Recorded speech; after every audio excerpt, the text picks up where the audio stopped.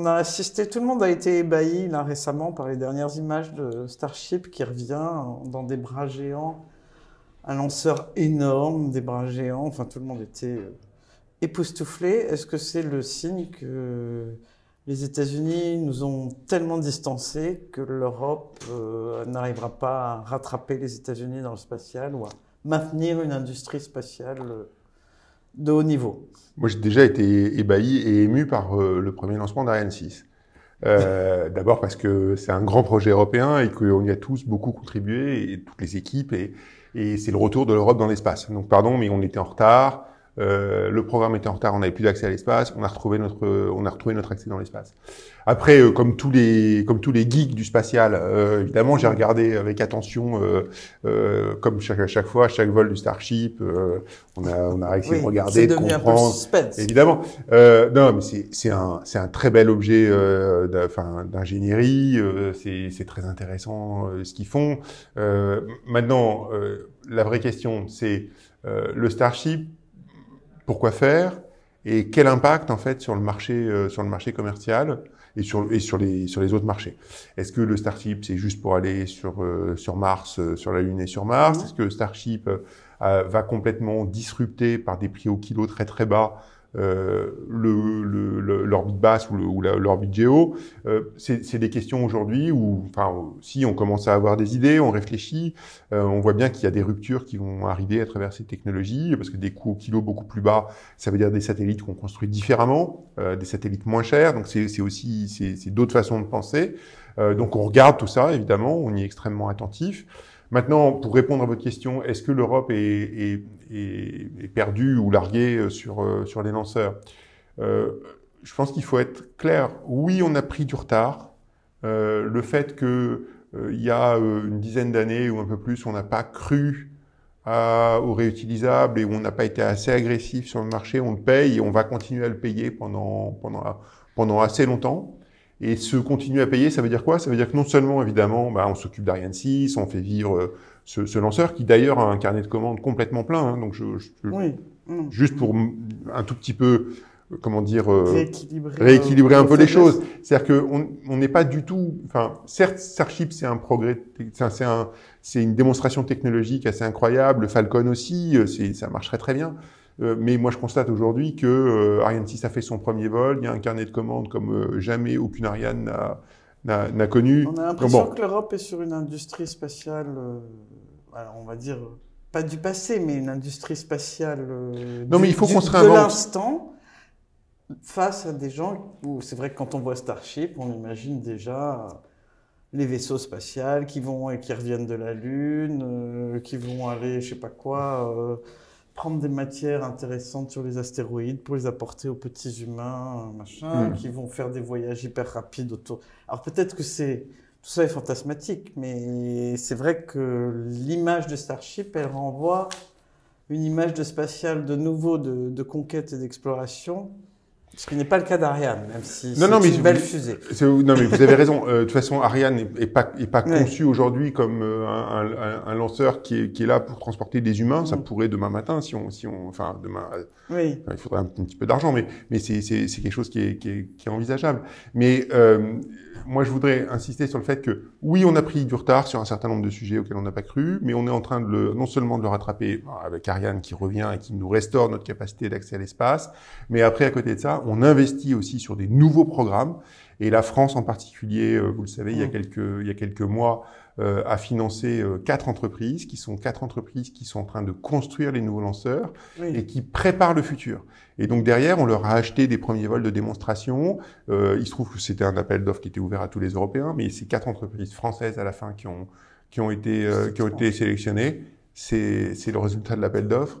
Et derrière, c'est le futur qu'on est en train de préparer. Donc on revient, enfin je pense qu'on fait tout, on est revenu dans la course et on veut reprendre aussi une forme d'initiative.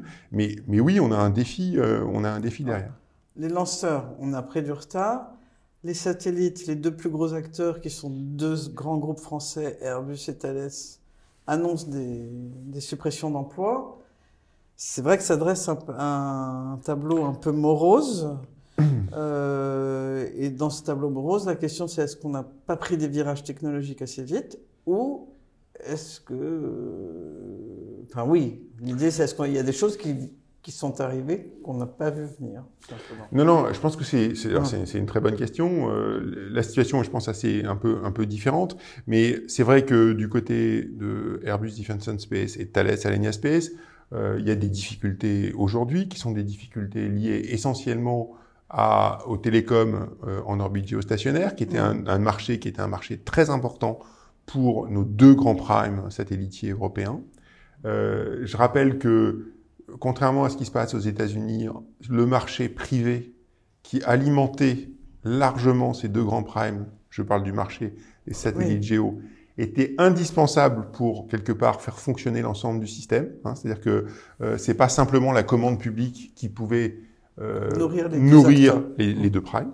Et ça, c'est très différent des US, parce qu'il y a quand même un différentiel de budget qui est considérable. Juste pour rappeler aux auditeurs, 70 milliards pour le budget américain et le budget européen, une quinzaine de milliards. Donc c'est quand même très très différent. Donc oui, évidemment, avec un marché géostationnaire qui décroît, un petit peu de retard aussi des programmes, des nouvelles versions des satellites, des deux primes, ils ont des difficultés aujourd'hui. Donc je pense qu'ils sont en train de reconfigurer leur programme et ils vont revenir. Le marché géostationnaire peut-être va rester un peu moins flat qu'il n'est jusqu'à maintenant. Et puis à côté de ça, je crois qu'ils investissent aussi beaucoup sur l'avenir et sur les constellations, et en particulier les constellations en orbite basse. Et ça, c'est le programme IRIS², programme européen, lancé quand même avec beaucoup d'énergie par Thierry Breton, et sur lequel la France a quand même beaucoup travaillé et beaucoup milité pour qu'il se fasse. Ça devrait être normalement signé, enfin je l'espère, dans quelques temps, quelques semaines. Et c'est un programme fondamental parce que il va permettre d'amener à nos armées, à nos forces, à nos gouvernements, un accès télécom sécurisé en orbite basse, donc avec des temps de latence très bas. Et c'est aussi une opportunité incroyable pour nos industriels et nos satellitiers de revenir aussi dans la course complètement à travers le développement justement des nouveaux satellites qui sont nécessaires. Donc, contrairement au discours un peu du New Space qu'on nous vend tout le temps, c'est une commande publique européenne qui va à nouveau alimenter la bagarre technologique et remettre à niveau la technologie, au moins des primes. Alors que c'est vrai qu'il y a un peu un paradoxe. On nous dit que l'espace est une économie en pleine croissance. Il y a beaucoup de nouveaux acteurs, beaucoup de New Space. Et c'est à ce moment-là qu'on voit les plus solides décliner. Donc, est-ce que c'est parce qu'ils vont se faire remplacer ou pas, quoi? Alors, est-ce qu'ils seront remplacés ou pas? Je leur souhaite pas. Mais moi, ce que je veux à la fin, c'est je veux une industrie spatiale européenne solide et forte. Et si elle a une empreinte française, je suis encore plus content. Donc, c'est mon objectif. Il est là, il est simple. Pourquoi? Parce que c'est grâce à cette industrie que je peux répondre aux besoins de l'agence, qui sont des besoins qui sont de répondre aux commandes des scientifiques, c'est-à-dire en gros de nouveaux satellites pour faire des nouvelles mesures, soit pour l'observation de la Terre, soit pour le climat, soit pour l'exploration ou la compréhension de l'univers, soit répondre aussi aux besoins évidemment de la défense. Donc c'est fondamental. Maintenant, vous me dites, c'est de nouveau de l'argent public. Je pense que on ne peut que constater que c'est pas incompatible, c'est-à-dire que on est passé d'un monde où le spatial était 100% public, enfin, en dehors des télécoms, mais enfin, très largement public, très largement public, à un monde aujourd'hui où on a de plus en plus d'argent privé. Mais l'argent public reste très largement majoritaire. Partout dans le monde, y compris aux États-Unis. Je rappelle le chiffre, l'investissement américain, c'est 80 milliards de dollars par an. Donc, c'est pas une paille, c'est gigantesque. Donc, quelle part publique? Très largement. Et donc derrière, ce qu'on retrouve, c'est quoi? C'est la vraie question, c'est plutôt comment est-ce que cet argent est utilisé le mieux possible.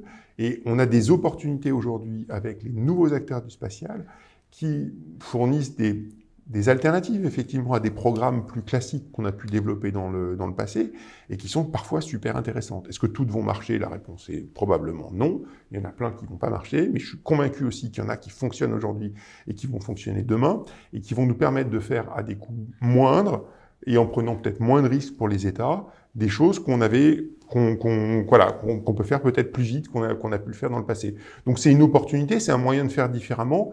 Et donc ça, j'y crois beaucoup. J'y crois beaucoup en particulier sur tout l'aval de la chaîne, c'est-à-dire en particulier sur toute l'exploitation des données spatiales. Des données, d'accord. Alors les agences spatiales, c'était des acteurs un peu à part, hein, assez mythiques, enfin la NASA, le CNES, le Roscosmos, enfin, etc., quoi. Et le spatial était le domaine de la coopération internationale. Donc il y avait un côté un peu monde protégé. Maintenant, à partir du moment où l'accès à l'espace devient plus facile, on a l'impression que le spatial devient simplement un lieu de compétition et de plus en plus, ça inquiète les citoyens quand même, un petit peu de militarisation. Donc, quel peut être le rôle des grandes agences spatiales pour freiner cette compétition et la réorganiser encore en coopération?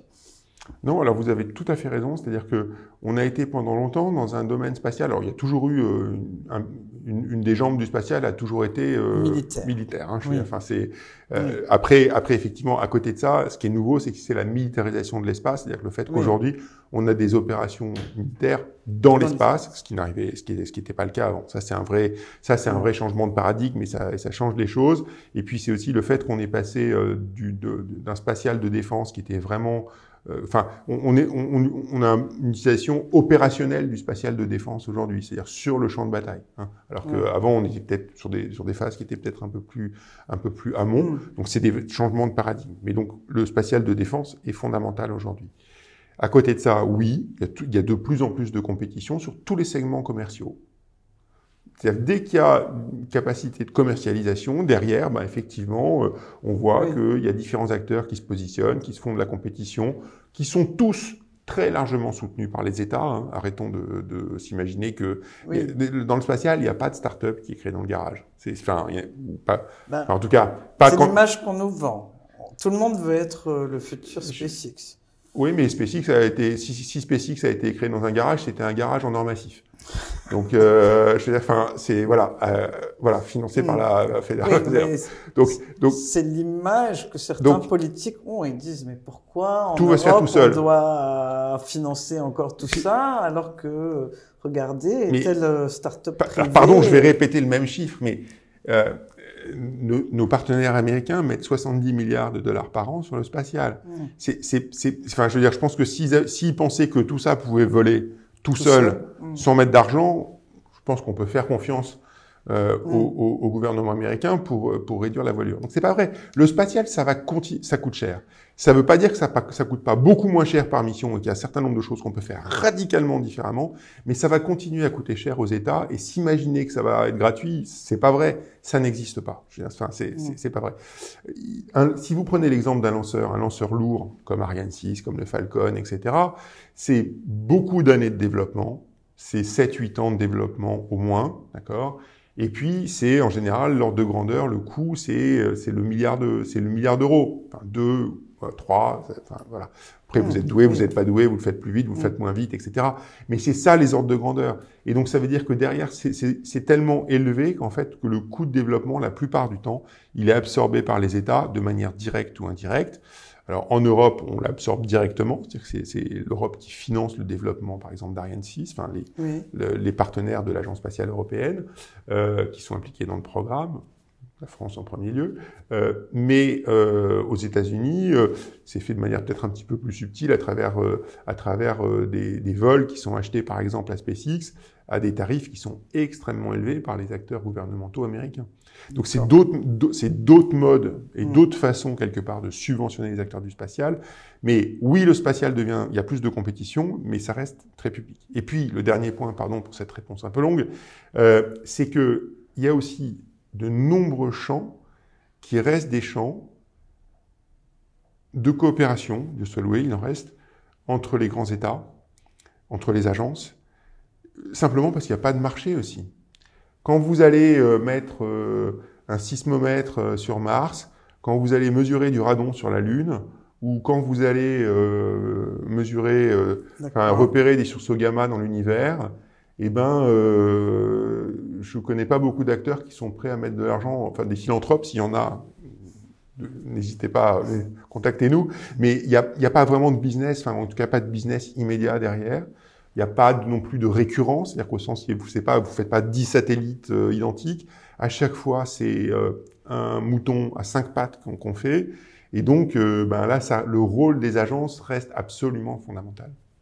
D'accord. Donc, en fait, c'est un peu la dernière question que je veux poser. C'est dans un monde, enfin, en ce moment, la géopolitique, enfin, on est on ne sait pas jusqu'où les querelles iront, mais dans une inquiétude maximum, avec une Chine qui joue pas avec l'Europe, qui joue pas avec les États-Unis, enfin, bon, chacun, etc. La Russie au milieu, etc. Vous pensez qu'il y aura quand même une place pour de la coopération dans l'espace? Il en reste une dans les 10 ans qui viennent? Le CNES a une histoire autour de ça. Je crois que nous sommes la seule agence spatiale à avoir coopéré avec toutes les grandes agences spatiales mondiales. Et je parle de coopérations qui ne sont pas simplement des petites coopérations, des missions conjointes. Donc des satellites construits ensemble, des hommes ou des femmes qui ont volé avec tel ou tel partenaire. Et donc on a toujours coopéré. Nous avons par exemple une coopération avec la Chine. Alors que, évidemment, le climat géostratégique aujourd'hui est pas le même que celui au moment où ces missions ont été décidées, il y a très longtemps. Je pense par exemple à la mission SVOM, une mission d'astrophysique qu'on a lancée il y a pas longtemps. Elle a été décidée par le président Chirac. Donc vous voyez que voilà. Et donc ça a mis du temps déjà à démarrer parce que administrativement, puis après il a fallu la faire. Et elle a été lancée l'année passée. Cette coopération avec la Chine, objectivement, d'un point de vue technique, d'un point de vue scientifique, c'est une coopération qui est très satisfaisante. Et c'est une coopération entre égaux, c'est fondamental, et évidemment pas du tout sur des sujets qui n'ont pas d'impact ni en termes de business, ni en termes évidemment de dualité. Mais c'est une coopération intéressante d'un point de vue technique, factuellement.